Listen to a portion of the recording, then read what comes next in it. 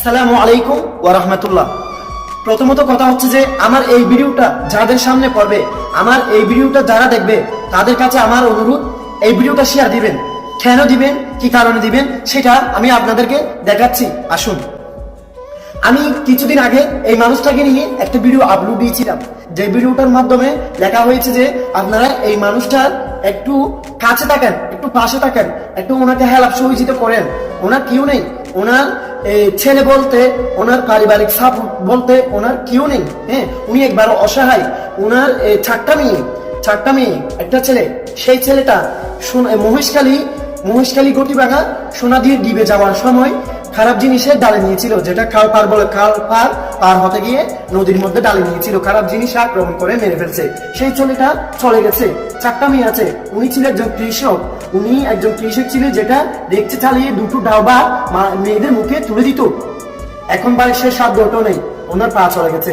গরিবাগা ও বাজি আর সাইতিল বা বেশু ভাই বা তো বগম মাই বা ভাই বাদে কি না বা দুনিয়া মাঝে কেন লড়ি সরি অনারাদ ভাই অনার সাহায্য করতিল বাজি আই কিছু নুড়ি বড় করি আর বুঝি মাগি জায়গা আইরা আর তো দেখি বাবা অবাজি আই মরবন অনার লাই দোয়া করিম অবাজি লারো কো সা বাত কি না জবাব ফুটতে না বা বগম মাই গরিবাগা কাম করতে যেয়ে ওনার একটা টং গাড়ি, যেটা অটো গাড়ি বলা হয়, এখানে ওনার পাঁজরের হাড়গুলা একদম ভেঙে ফেলছে, তসন করে ফেলছে।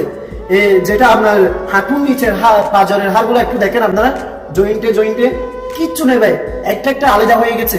আবার যেটা হাঁটুর উপরে আছে, একই পায়, যেটা হাঁটুর উপরে আছে সেই হাড়গুলো দেখেন একদম জয়েন হয়ে, মানে দুইটা হয়ে গেছে, আলাদা হয়ে গেছে ভাই, খুবই দুঃখজনক। আসেন এবেলাতে মেইন কথায় আসি।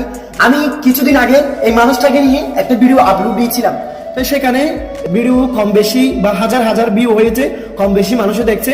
সেখানে আমরা টাকা ততটুকু কালেক্ট করতে পারি নাই। এখানে আমরা যে পরিমাণ টাকার প্রয়োজন ছিল ততটুকু আমরা টাকা কালেক্ট করতে পারি নাই।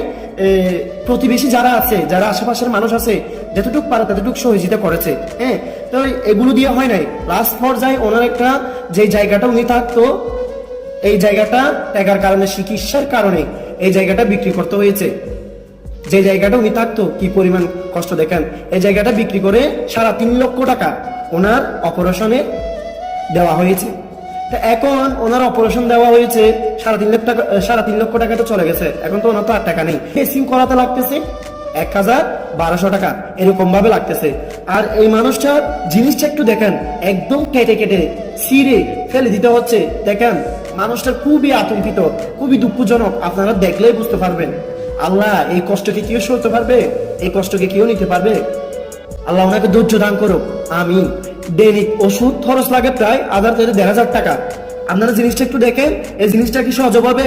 প্রায় 2-2.5 বছর চলে যাবে এই জিনিসটা করতে। তাছাড়া তো মানুষটা কাজটাও করতে পারবে না। এটা তাড়াতাড়ি সুখ পাবে না, 2 বছর 2.5 বছর এরকম লাগবে। প্রায় 10-12 লাখ টাকা লাগবে। ডাক্তার বলছে যে প্রায় 10-12 লাখ টাকা লাগবে। তা আমার কথা হচ্ছে যে আপনারা এই ভিডিওটা শেয়ার দিবেন, যে পরিমাণ মানুষের কাছে, বাংলাদেশের মানুষের কাছে ঘরে ঘরে পৌঁছায়।